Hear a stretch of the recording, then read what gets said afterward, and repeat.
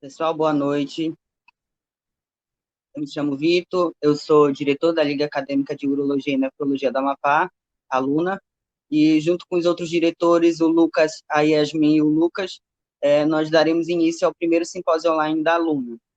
Antes de mais nada, eu queria agradecer os inscritos, e hoje nós teremos 3 palestras. Nós iniciaremos com pielonefrite e complicações, com o doutor Alberto Paz, que é nosso supervisor e é nosso preceptor.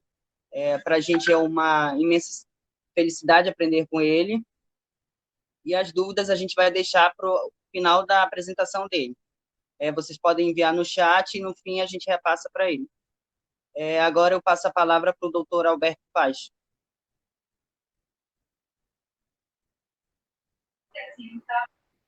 Boa noite. Todos me ouvem? Bem? Sim, doutor.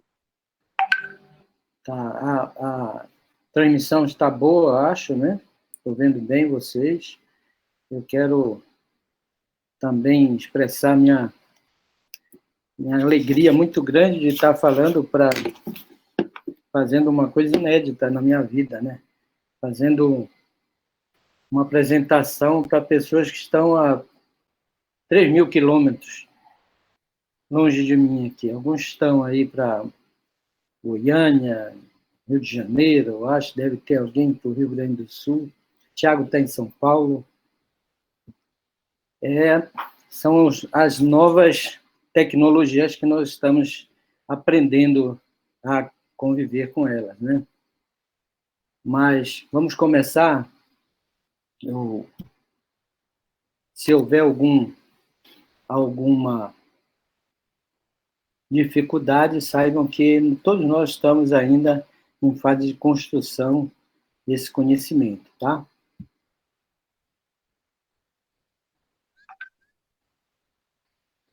Estão vendo bem o slide? Sim, doutor.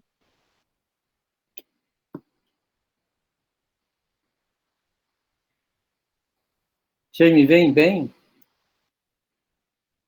Sim. Hein, Vitor? Oi, Oi. Vitor. Não estou. Tá vendo bem? Apareceu bem o slide? Estou vendo o senhor.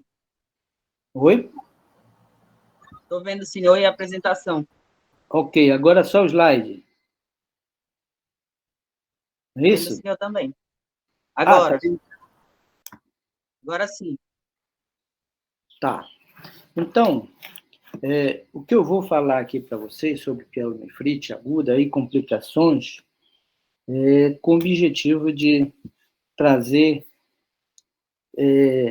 uma informação que vocês possam colocar na sua vida prática, aquilo mais importante que vocês precisam saber. Fazer um diagnóstico preciso para evitar que aconteçam essas complicações das infecções do trato urinário.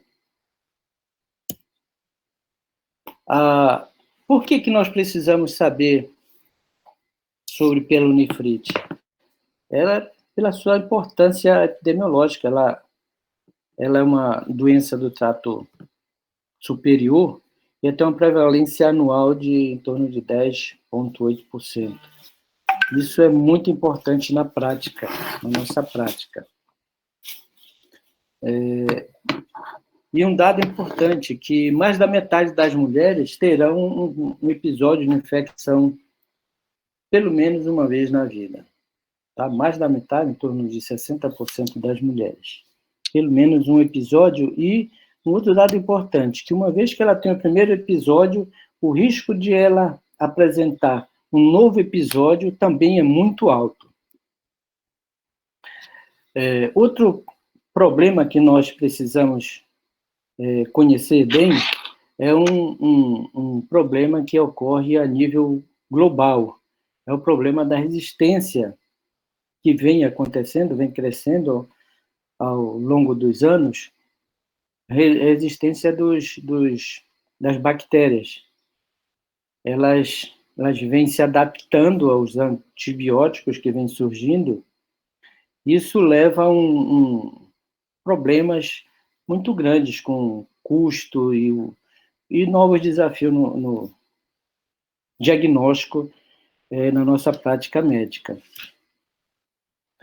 Um problema importante, nós ainda estamos usando o ciprofloxacin, por exemplo, mas com certeza daqui a algum tempo esse antibiótico deve ser abandonado.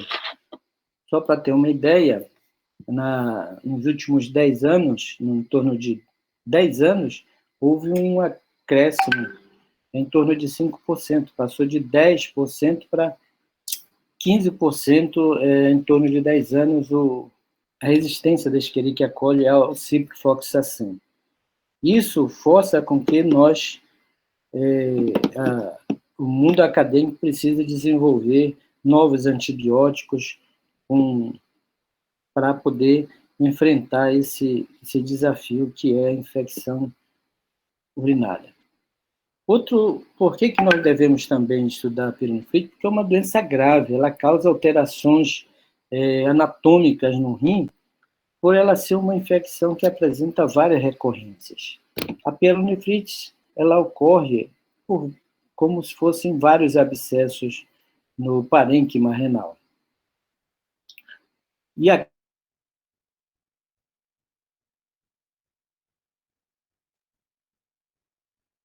perdendo a função, porque vão surgindo alterações histopatológicas que fazem com que a perda de tecido renal funcional, como, por exemplo, vocês podem ver aqui, é o espessamento da cápsula de Bowman, um depósito de fibrina.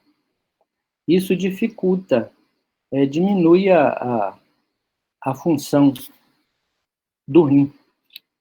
Outras alterações que também ocorrem, achados histopatológicos, é a ilenização de glomérulos. Vocês podem ver a perda, isso aqui é perda funcional do glomérulo, o depósito de material hialino, após a consolidação durante o processo da infecção. Formação, esses cilindros hialinos são outros achados no processo da pielonefrite, e isso nada mais é do que a precipitação de proteínas que foram filtradas pela lesão tubular. Tá? Antes se considerava o diagnóstico patognomônico de pielonefrite a presença desses cilindros granulosos, com presença de bactérias no seu interior. Isso era tido como patognomônico de pielonefrite, além de intensa atrofia tubular. Como vocês podem ver, isso aqui são sinais de atrofia tubular, glomérulos hialinizados, grande infiltrado inflamatório de polimorfos nucleares, são esses achados no histopatológico na pielonefrite. A pielonefrite, ela é muito mais frequente em mulheres, principalmente na faixa dos 20 aos 50 anos. E no homem, ela apresenta-se uma frequência maior nos homens com mais de 50 anos.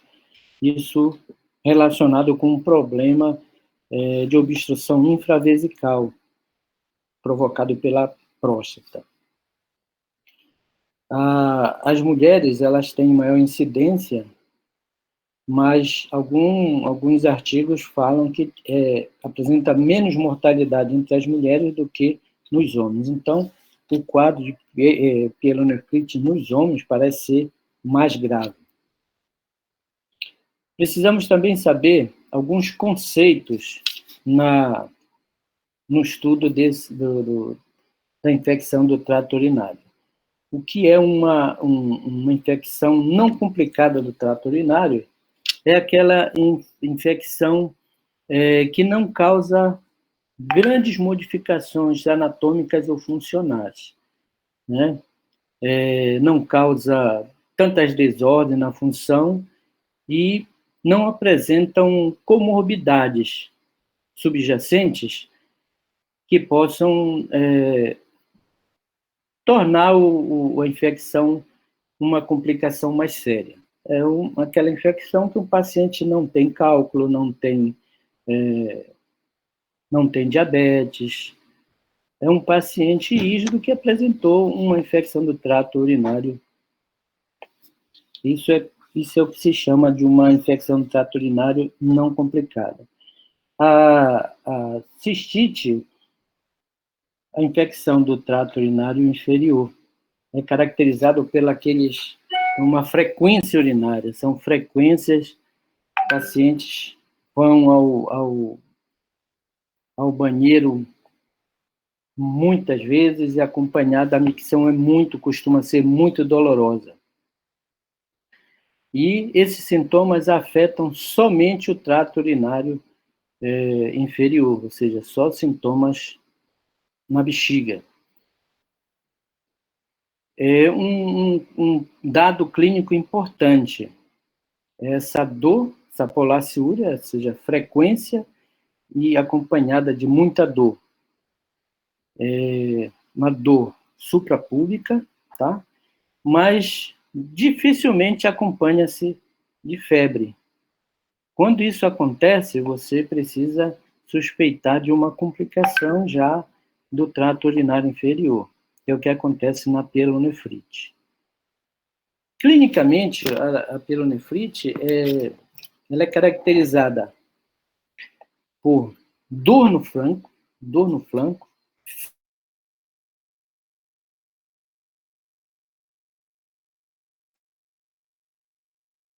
sintomas, ele tem que presumir que o paciente tem um quadro de pielonefrite. Dor, febre, arrepio de frio. Algumas vezes acompanhada de sintomas urinários, de frequência urinária, polaciúria, né? A dor, a percussão, eu sempre falo para os alunos no ambulatório que ao pesquisar o sinal de Giordano, que é a percussão lombar, ela tem que ser feita com uma certa cautela, porque esses pacientes costumam ter uma distensão da cápsula. E se você faz uma punho-percussão muito mais vigorosa, isso pode causar uma dor terrível no paciente, desnecessária. Então, alguns que já passaram comigo devem ter percebido que eu oriento para que comece com uma percussão leve, e mesmo na percussão leve, esse paciente apresenta uma intensa reação dolorosa. Um outro conceito importante e polêmico também é a bacteriúria assintomática.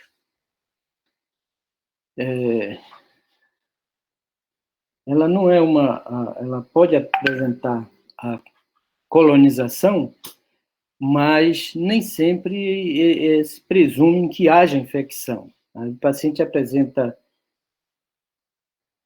bacteriúria assintomática, mas não necessariamente colonização.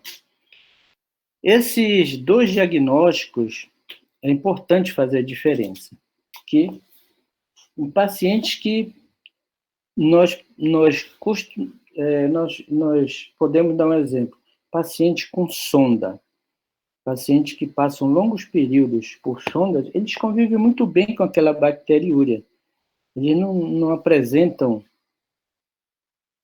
agudização desse problema de infecção. É incrível como nossos pacientes no serviço público, eles passam muitos meses, às vezes, aguardando cirurgia e de sonda. E é impossível você manter esses pacientes com antibiótico durante meses.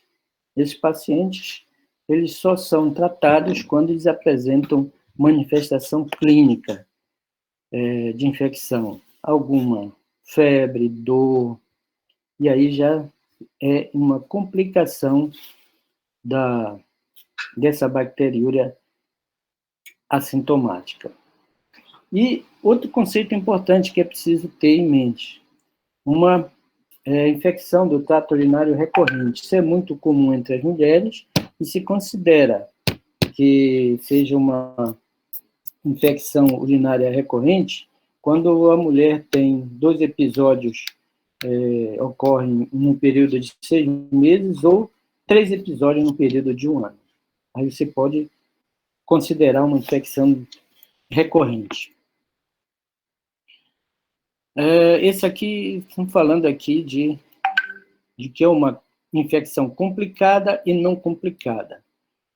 A infecção urinária complicada, ela costuma ser mais grave e geralmente tem um trato urinário comprometido. São pacientes que apresentam vários episódios de infecção urinária do trato urinário, já tem cicatrizes, a formação de cistos inflamatórios, dilatação de cálices, pequenos abscessos, coleções de cálices, caliectasias, dilatação do cálice, né? Então, quando existe já alterações anatômicas, consideradas infecção urinária complicada. Quando você tem um trato urinário normal, anatomicamente falando, essa infecção é considerada não complicada. Isso é importante no momento de se fazer o tratamento. O que é que caracteriza uma infecção do trato urinário complicada? É aquele paciente que tem uma sonda, um catéter ureteral, está aguardando cirurgia, tem uma nefrostomia, ele faz paciente que faz ampliação, cirurgia de ampliação vesical e faz o cateterismo vesical intermitente. Pacientes paraplégicos que fazem também um cateterismo vesical intermitente passam a apresentar sintomas de febre, dor lombar, quadro de sepsis. Isso já é uma infecção do trato urinário complicada. Paciente que apresenta uma urina residual com mais de 100 ml é considerado também infecção urinária complicada. Uropatia obstrutiva. Paciente que tem danos radioterais, cistite actínica, fazem tratamento de câncer de colo, de útero, e passam a apresentar sintomas de infecção urinária, são consideradas infecções complicadas. Paciente com insuficiência renal, transplante, diabetes, ou qualquer outra imunodeficiência. Nós costumamos dividir as infecções do trato urinário alto, aquelas infecções no rim. As infecções do trato urinário baixo são aquelas infecções da próstata, da uretra. Estou relembrando que na uretra existem glândulas uretrais, onde é a sede de infecção de uretrite bacteriana, por exemplo, a gonorreia, uretrite gonocócica. E o quadro clínico, dor lombar associado à frequência urinária, polaciúria, isso pode sugerir, pode presumir que o paciente esteja apresentando uma sepse urinária. Tá? O que se precisa fazer, solicitar de exames para fazer um diagnóstico seguro? Esses pacientes precisam ter uma urinocultura sempre, ok? É interessante que esses pacientes, mesmo que estejam fazendo um quadro de bacteremia por sepse urinária, a hemocultura nem sempre é positiva, tá? Mas é importante fazer, porque você pode identificar o agente etiológico, que na maioria das vezes é a Escherichia coli, né? 80% das vezes. E o exame de imagem padrão ouro é a tomografia computadorizada, tá? Ela vai excluir presença de cálculos, formação de abscessos ou obstrução. Mesmo na tomografia sem contraste, um observador experiente pode perceber quando existe alteração da gordura perirenal e inferir que ali esteja se formando um abscesso perirenal, um extravasamento de urina por uma lesão E a gente tem visto isso. Na pielonefrite aguda, não complicada, o tratamento é em casa, não precisa internar. É algo assim. Na prática, o que a gente vê é que um cuidado maior faz com que o clínico, com medo de que haja uma complicação, a maioria das vezes a gente vê o paciente internado com um quadro de pielonefrite não complicada.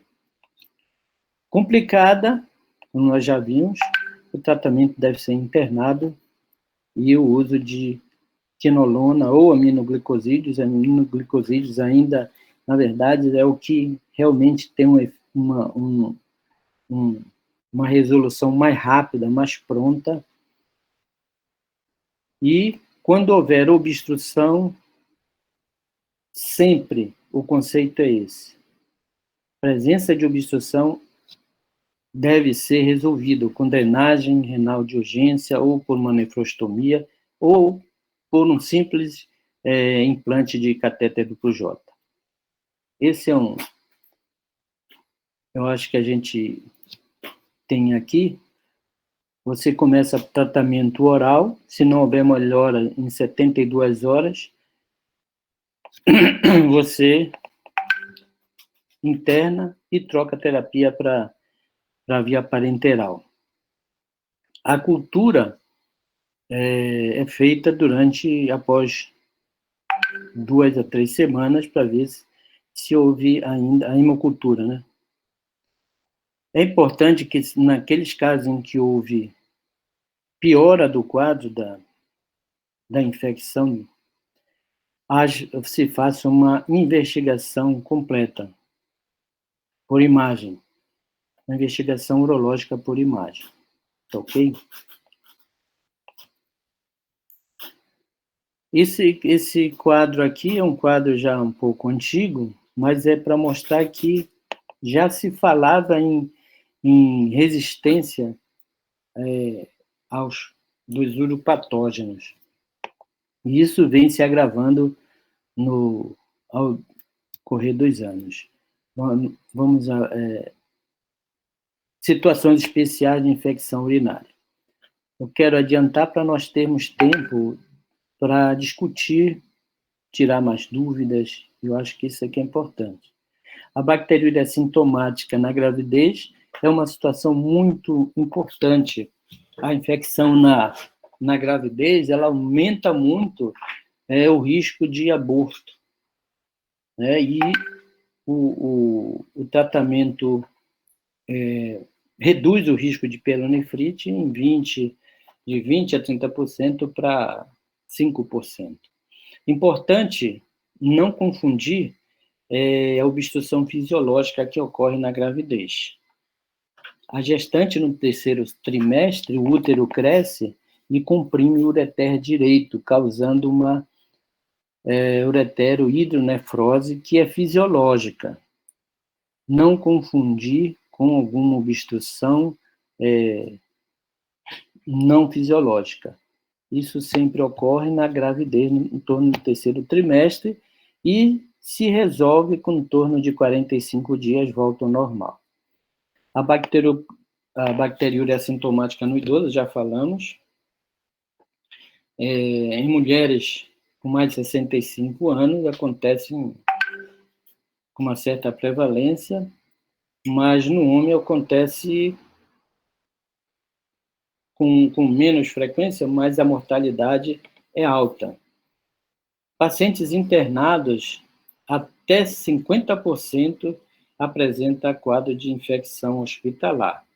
Esse é o grande problema de deixar pacientes idosos por muitos dias internados. Catéter vesical crônico, 100% está contaminado. O conceito é: considere um paciente com sonda vesical por mais de 24 horas como portador de infecção. Você faz o tratamento inicial ou profilático, mas não deve ser uma rotina passar antibiótico para esses pacientes que apresentam catéter vesical de longa permanência, de meses que eu estou falando. E pacientes diabéticos, que apresentam uma maior aderência nesses dispositivos, fibra tipo 1, eles apresentam maior recorrência por conta da presença dessas fibras que as bactérias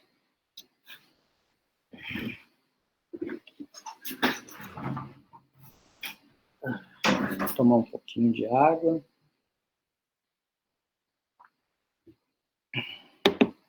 Pacientes que apresentam um quadro de abscesso renal, esses precisam drenagem.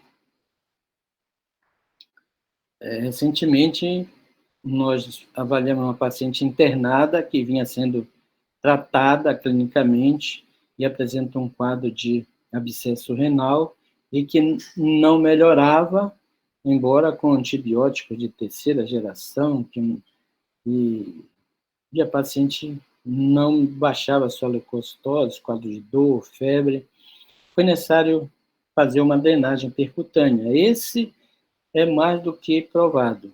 Qualquer obstrução, qualquer abscesso, o melhor tratamento é a sua drenagem. Tem uma situação chamada de nefrônia, que nada mais é do que um abscesso que está em formação. Esse não tem como drenar. Ele está ainda em processo de organização. E apresenta, numa tomografia, por exemplo, com contraste, uma captação de contraste que pode confundir com um abscesso. Tá? O abscesso, geralmente, o abscesso, ele não capta bem o contraste. A nefrônia lombar não é drenada. A pielonefrite enfisematosa nada mais é do que um quadro dito de necrose com proliferação de bactérias produtoras de gás. Ela geralmente está associada a diabetes, obstrução renal e tem uma alta mortalidade. Nós vamos ver aí as imagens e quando o urologista se depara com uma imagem de presença de ar no interior do parênquima renal, realmente assusta, porque o risco de ter que remover esse rim é muito grande. Está aqui só para ilustrar o risco de recorrência nos pacientes diabéticos, a presença dessas fímbrias, que fazem com que a perpetuação da infecção nesse tipo de paciente. Um abscesso renal, perirenal, ele nada mais é do que um abscesso que extravasou do parênquima renal e coletou ali naquele espaço entre o rim e a cápsula de Gerota. Na gordura, ele passa a ocupar o espaço da gordura perirenal. Ele é um rompimento do abscesso cortical, renal cortical. Ele pode acontecer não só por uma ascensão bacteriana, mas também por implante hematogênico. São metástases infecciosas. 35% desses pacientes têm diabetes. Isso é um dado importante. Esses pacientes costumam apresentar uma evolução lenta, insidiosa, e quando chega ao médico, eles já apresentam normalmente uma pionefrose, perda da função renal. Pela intensa reação inflamatória na gordura perirenal, no exame, na palpação do rim, vocês vão perceber uma massa palpável e dolorosa no flanco acometido. Os pacientes têm dor na rotação. O diagnóstico diferencial é importante fazer com o abscesso de Pessoas. E uma manobra importante, fazer a Dou a rotação interna do membro inferior e flexão do quadril, no mesmo lado doloroso.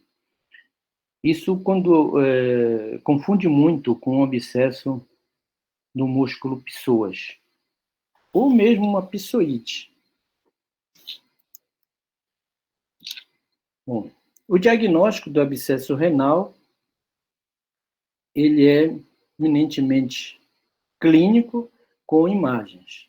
Leucocitose, o paciente tem leucocitose, já tem um quadro séptico, e quando eleva creatinina, isso torna-se um quadro que inspira maior cuidado, né? Ele tem extravasamento de pus na urina, em 75% dos casos.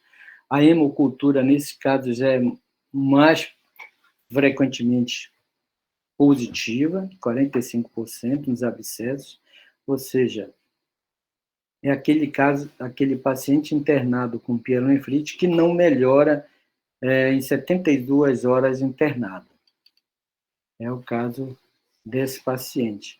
Observem a coleção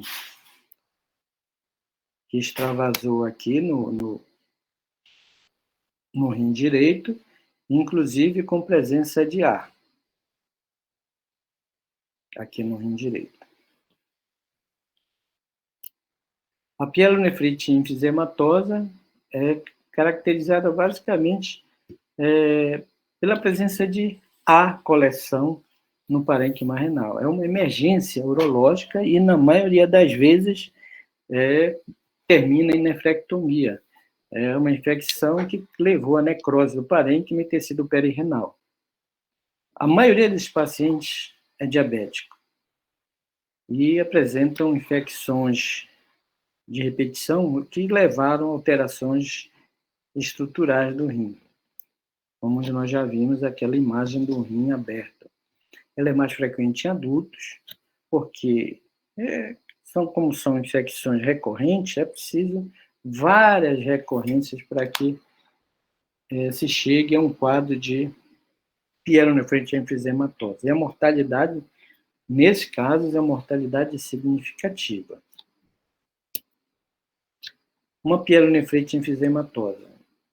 Importante vocês avaliarem, virem aqui. Essa tomografia é uma tomografia que no rim direito o contraste foi concentrado, eliminado, o contraste chegou até a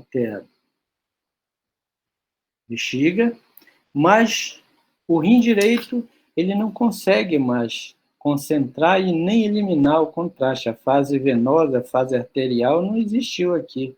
Vocês observam que houve quase nenhuma fase arterial aqui. Você não vê contraste no parênquima renal. Você vê gás aqui, já no parênquima, e no sistema coletor. Isso é um quadro grave. Se vocês prestarem mais atenção, a gordura perirenal, ela se apresenta bem heterogênea, tá? Ao contrário do lado direito, que a gordura perirenal está homogênea, está sem sinais de infiltração. Esse quadro aí, essa paciente aqui, é esse quadro aqui. Esse é um rim que foi operado, a secreção é essa aqui, isso é uma amostra, tinha muito mais secreção, essa imagem aqui é um acervo próprio, a secreção francamente purulenta em um rim em que apresentava uma alteração anatômica, ele é um rim que apresentava duplicidade pielureteral completa. Essa aqui é uma unidade superior e a unidade inferior de um rim que apresentava uma alteração congênita. Formação de cálculos, lesões, várias lesões de infecção, abscessos no parênquima, que levaram à perda do rim. E o diagnóstico, a cultura nesses casos é 100% positiva. O Escherichia coli continua sendo o mais encontrado, e depois o proteus, Klebsiella e proteus. O ultrassom é um exame que pode sugerir, quando detecta gás perirenal. No entanto, como um exame operador dependente, tem-se que a tomografia é o padrão ouro no diagnóstico desses casos. A cintilografia é um exame, eu coloquei aqui, apenas para ilustrar que ela é importante para avaliar a evolução dos pacientes que apresentam infecção do trato urinário de repetição. Aquelas crianças que apresentam episódios de infecção e você precisa acompanhar, ver se há surgimento de cicatrizes renais. Em crianças, às vezes, que apresentam refluxo e que esse refluxo é refluxo silencioso, não causa tanto, mas com o passar dos anos ele vai causando lesões e só a cintilografia renal, como DMSA, é que vai identificar a presença dessas cicatrizes renais, com atrofia do rim. A tomografia computadorizada, nesse caso aqui, o rim completamente não consegue concentrar o contraste, você já tem um contraste aqui, e o rim esquerdo está completamente destruído, sem função. Um abscesso renal, ele pode ocorrer como uma complicação de uma infecção, pode começar como obstrução com cálculo, evoluir com quadro de infecção pelo nefrite, e isso extravasar, causar um rompimento de um cálice e formar um abscesso perirenal. Vocês observem aqui a gordura perirenal, a aderência do tecido renal no músculo paravertebral, aqui esquerdo, uma coleção, presença de coleção. Aqui no rim direito, a gordura perirenal íntegra, sem sinal de comprometimento. Aqui você observa que há pouco o rim está aumentado de tamanho pelo processo inflamatório e acúmulo de secreção. Essa imagem aqui, ela é para demonstrar que se você faz um procedimento, há extravasamento, um paciente com cólica renal, por exemplo, há extravasamento de urina, isso demonstrado pelo contraste. Então, um processo de obstrução, facilmente há extravasamento de urina e pode surgir complicações como um abscesso perirenal. Muito obrigado, e agora vamos às perguntas e dúvidas.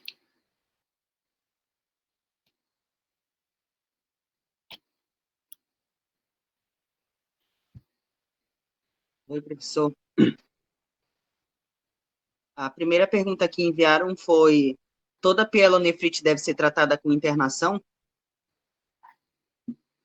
Exatamente isso que eu mostrei.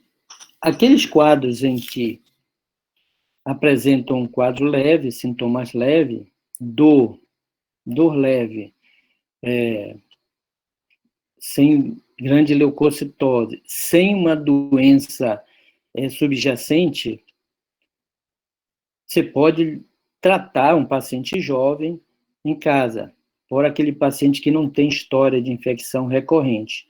É diferente, por exemplo, que aquele paciente que vou imaginar aqui, uma mulher de 50 anos que seja diabética e que já apresente um quadro de febre, frequência urinária, polaciúria e que apresente uma dor lombar. Interna essa paciente e faz tratamento hospitalar com antibióticos injetáveis, né? Tratamento parenteral, tratamento hospitalar. É importante que tenha esse conceito de uma decisão crítica, o que é aquele paciente que pode complicar e aquele paciente que apresenta uma infecção não complicada. É basicamente um paciente que não tenha comorbidades. A segunda pergunta que fizeram é: por qual motivo a ictus superior é mais comum em mulheres? Por qual motivo? A ictus superior, no caso a pielonefrite, é mais comum em mulheres.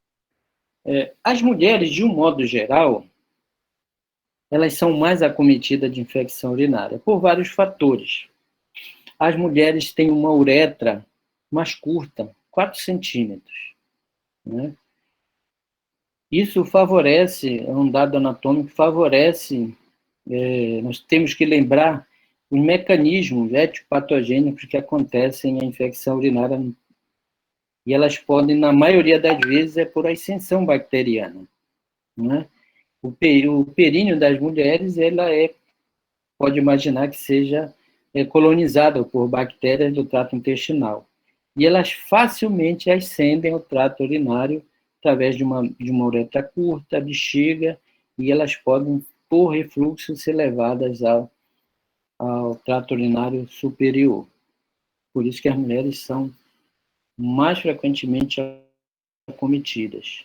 Os homens, lógico, eles têm uma uretra mais longa, eles têm vários pontos de obstrução, a fossa navicular tem um esfíncter externo, um esfíncter interno, que fazem com que não haja ascensão bacteriana.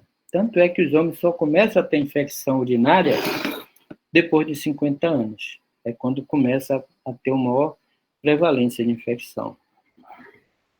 Esse é o raciocínio. Perguntaram aqui: quando fazer drenagem do abscesso perirenal? Sempre. A não ser, eu digo sempre, Para abscesso drenagem. Agora, aquele abscesso que você viu, um abscesso que tenha 2 centímetros de diâmetro, já houve extravasamento, é difícil você drenar esse abscesso, via percutânea, tá?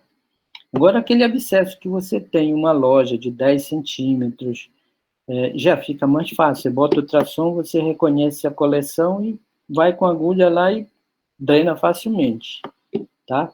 Essa é uma coisa importante, pergunta importante. É preciso que o abscesso tenha um certo volume. Abscessos muito pequenos, você trata com antibiótico e observa a evolução. Se não houver melhora, você vai ter que fazer essa drenagem ou uma abordagem percutânea. Agora, aqueles abscessos pequenos, lógico, você não vai abrir, mas abscessos grandes, talvez você tenha que fazer até a céu aberto, né? Você tem que ser muito criterioso. Medicina não é uma receita de bolo. Tem que sempre fazer percutânea. Tem algumas vezes que o abscesso não é só abscesso perirenal. Ele já tem um quadro de pionefrose que você já vai ter que tirar o rim. É interessante, eu lembrei agora uma situação que uma paciente tinha, no serviço público, a gente vê assim, uns casos mais absurdos. Essa paciente tinha cálculo coraliforme, fez um abscesso renal, drenou e drenou um pus numa quantidade enorme. Então, o que nós fizemos? Ela estava séptica na UTI, e aí nós fizemos uma lombotomia para drenar essa secreção. E saiu uma quantidade enorme de pus, espesso. E aí, fizemos drenagem, esperar ela dar uma melhorada no quadro geral, e depois nós reintervimos. Ela foi levada ao centro cirúrgico para fazer a nefrectomia total. Se essa paciente, por isso que em medicina você precisa ter, saber, muita conveniência operatória. o quadro do paciente não permite, você faz um procedimento menos invasivo. Fiz a drenagem e, com a melhora do estado geral dela, pude fazer o tratamento definitivo, que a nefrectomia é uma cirurgia que sangra muito, e aí ela pôde sair bem desse quadro dela. Foi um quadro gravíssimo. A próxima pergunta é: por que diabetes é um fator que pode agravar a pielonefrite aguda, levando a pielonefrite emfisematose? Ora, Professor, licença, antes de responder, o senhor pode parar de compartilhar a tela? Eu acho que o senhor fica centralizado se parar de compartilhar.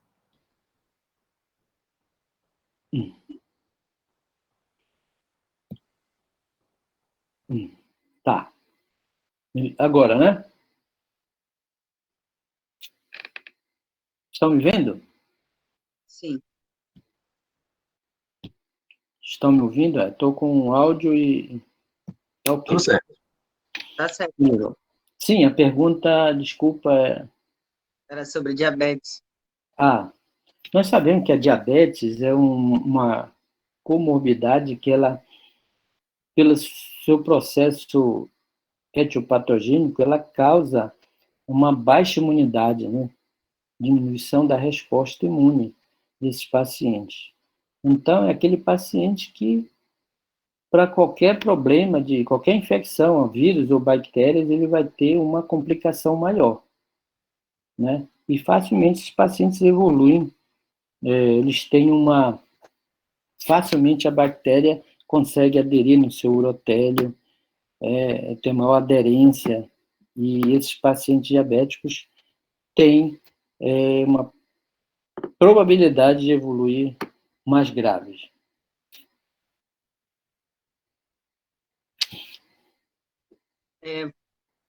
Perguntaram aqui, professor, pacientes com pielonefrite crônica geralmente estão associados a refluxo vesículo-ureteral ou a cálculos, como distruvita. Até que ponto intervir na causa da pielonefrite, seja por cálculo ou por deformidade anatômica? E se isso pode influenciar no prognóstico do paciente? Sim. Eu lembro de uma criança que ela tinha nefropatia crônica. E ela tinha um refluxo grave no rim direito. No rim direito. E alguém ela foi em Brasília, foi feita uma uma ureterostomia cutânea, ou seja, colocaram o ureter dela na pele, né? E falaram que, com o passar dos anos, seria interessante ela voltar a Brasília e fazer a reconstrução do trato urinário, ou seja, a reanastomose do ureter. Essa garota, ela entrou na adolescência e com toda a vaidade dela e tudo, ela não quis mais, não voltou e continuou com a nefrostomia. Ela entrou num processo de revolta e não aceitava o que a mãe falava e tudo. E ela não foi, passou o tempo e aí fica cada vez mais difícil você conseguir fazer a reconstrução do trato urinário em um paciente adulto, né? Porque o ureter não vai mais chegar, ele já retrai e não consegue mais encontrar outra ponta embaixo. Ela deveria ter feito e ter tratado o refluxo, mas ela ela já havia perdido o lado esquerdo por refluxo. Ela só tem um rim direito e apresentava refluxo também, só que ela tem uma nefrostomia, uma ureterostomia cutânea.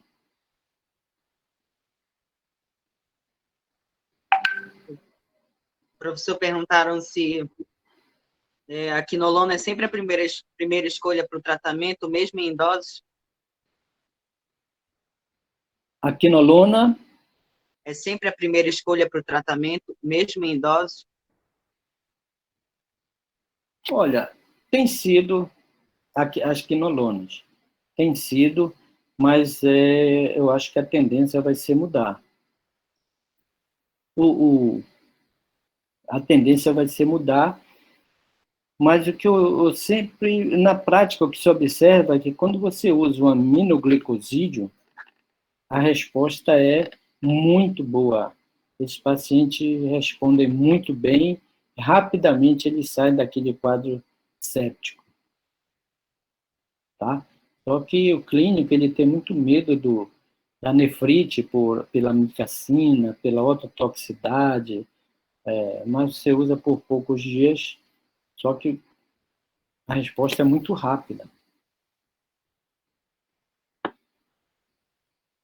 Professor, foram essas as perguntas que fizeram. Não sei se alguém tem mais alguma dúvida, mas a gente ainda tem 2 minutos. Eu queria agradecer em nome da diretoria a sua participação, dizer que para a gente é uma honra sempre aprender com o senhor e agradecer em nome de toda a diretoria.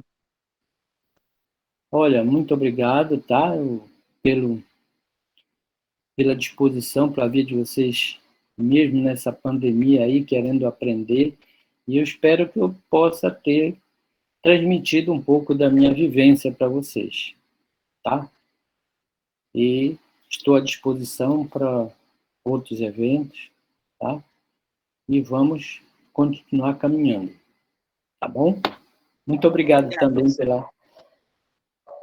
pela oportunidade aqui de poder passar um pouco da minha vivência para vocês. Obrigado. Tá bom? Então, uma boa noite para vocês. Boa noite.